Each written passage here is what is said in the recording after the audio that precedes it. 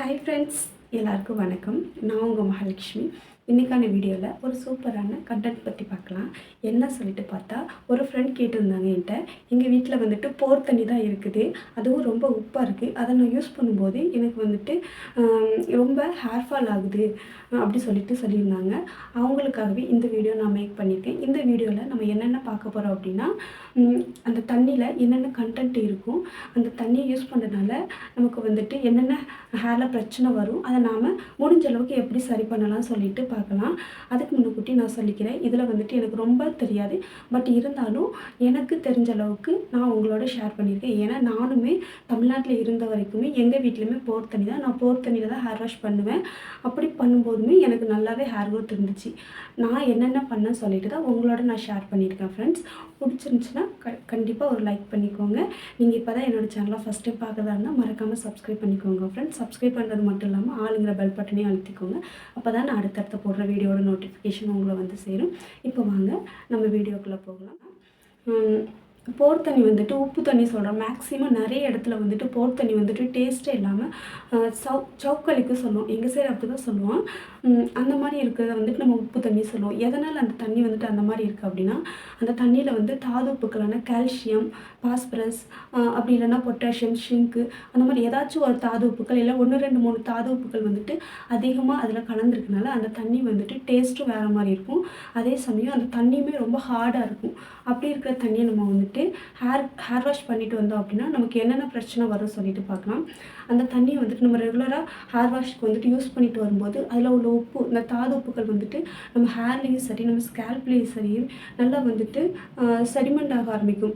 ஏன்னா நம்ம எப்போதுமே ஹேர் வாஷ் பண்ணாலே நம்ம ஸ்கேல்ப்பும் சரி ஹேருமே சரி ஈரமாகும்போது அந்த ஸ்கேல்ப்பில் உள்ள ஃபோர்ஸும் சரி நம்ம ஹேரில் உள்ள கியூட்டிகல்ஸுமே சரி நல்லாவே ஓப்பன் ஆகும். அப்படி ஓப்பன் ஆகும்போது நம்ம வாட்டரில் உள்ள எல்லா இன்க்ரீடியன்ட்மே நம்ம ஹேருக்குமே அப்சர்வ் பண்ணும், ஸ்கேல்ப்புமே நல்லாவே அப்சர்வ் பண்ணும்.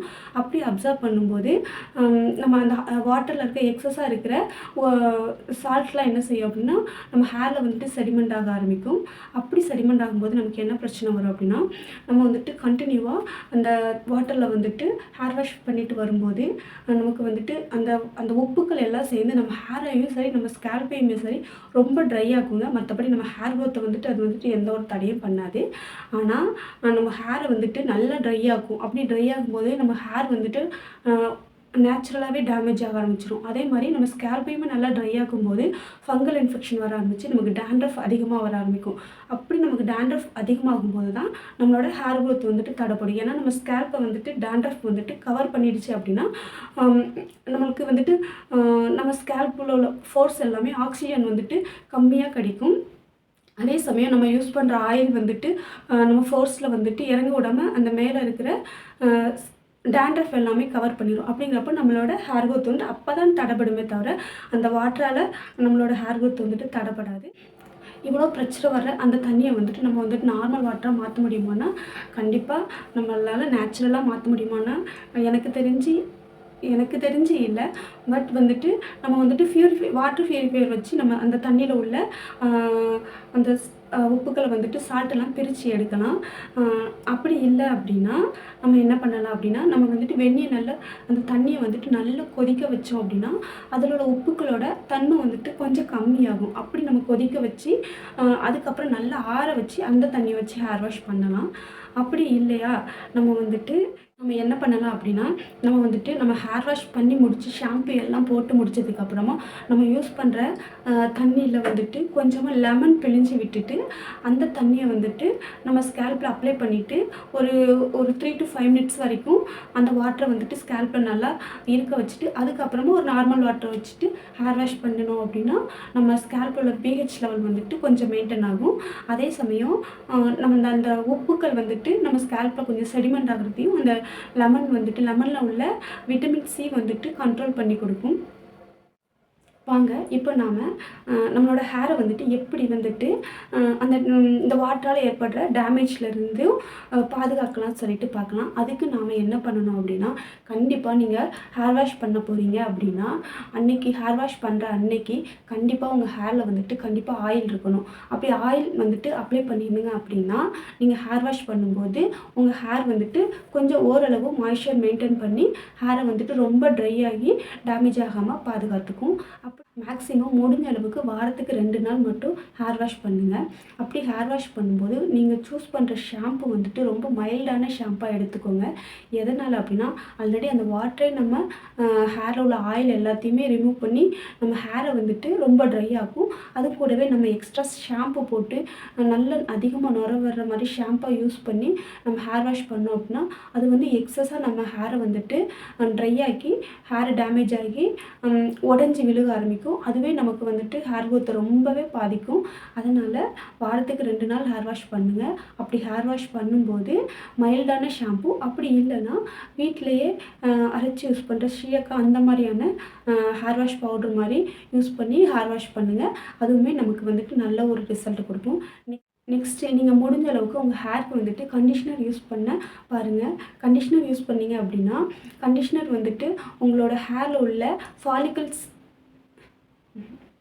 கண்டிஷ்னர் யூஸ் பண்ணிங்க அப்படின்னா நம்ம ஹேரில் உள்ள கியூட்டிகல்ஸ் எல்லாமே ஏர்லாக் மாதிரி, அதாவது என்ன சொல்கிறது, நல்லா க்ளோஸ் பண்ணிக்கும். நம்ம வந்துட்டு குளிக்கும்போதும் சரி அந்த ஈரப்பதத்தை வந்துட்டு நல்லா வந்துட்டு லாக் பண்ணி ரொம்ப நேரம் மாய்ஸ்சரைசிங்காக வச்சுக்கிறதுக்கும் சரி, நம்ம ஹேரை வந்துட்டு கொஞ்சம் ஆயிலியாக இருக்கிற மாதிரி பாதுகாத்துக்கிறதுக்கு கண்டிஷ்னர் ரொம்பவே ஹெல்ப் பண்ணும். அதனால் முடிஞ்ச அளவுக்கு நீங்கள் வந்துட்டு கண்டிஷ்னர் யூஸ் பண்ணுங்கள். நெக்ஸ்ட்டு வந்துட்டு உங்களுக்கு டைம் இருந்தது அப்படின்னா வீக்லி ஒன்ஸ் வந்துட்டு நேச்சுரலான ஹோம்மேட் ஹேர் மாஸ்க் வந்துட்டு யூஸ் பண்ண பாருங்கள். அப்படி யூஸ் பண்ணுற மாஸ்க் வந்துட்டு நல்ல கண்டிஷனிங் ஹேர் மாஸ்க்காக பார்த்து யூஸ் பண்ணிட்டு வாங்க. அதுவுமே உங்கள் ஹேருக்கு வந்துட்டு நல்ல ஒரு ஹேர் க்ரோத்தும் கொடுக்கும். அதே சமயம் உங்கள் ஹேரை வந்துட்டு நல்லா கண்டிஷனிங் பண்ணி மாய்ஸ்சரைசிங்காக வச்சுக்கும். அப்படி மாய்ஸ்சரைசிங்காக வச்சுக்கும் போது ஹேர் டேமேஜ் ஆகாது, ஸ்ப்ளிட்டன்ஸும் வராது, நல்லாவே ஹேர் மெயின்டைன் ஆகிட்டு வரும். நேச்சுரல் மாய்ஸ்சரைசிங் ஹேர் மாஸ்க்குக்கு மேக்ஸிமம் உங்களுக்கு கிடைக்கிற அலோவேரா ஜெல் அப்ளை பண்ணுங்கள். அப்படி இல்லைன்னா செம்பருத்தி பூ, செம்பருத்தி இலை, அப்புறம் வெந்தயம், அந்த மாதிரியான நேச்சுரல் இன்க்ரீடியன்ட் வச்சு நீங்கள் வந்துட்டு ஹேர் மாஸ்க் வந்துட்டு ட்ரை பண்ணுங்கள். அது உங்கள் ஹேரை நல்லாவே மெயின்டைன் பண்ண ரொம்பவே ஹெல்ப் பண்ணும். நீங்கள் எப்போதுமே ஹேர் வாஷ் பண்ணி முடித்ததுக்கு அப்புறமா சீரம் அப்ளை பண்ணுவீங்க அப்படின்னா ரொம்பவே நல்லது.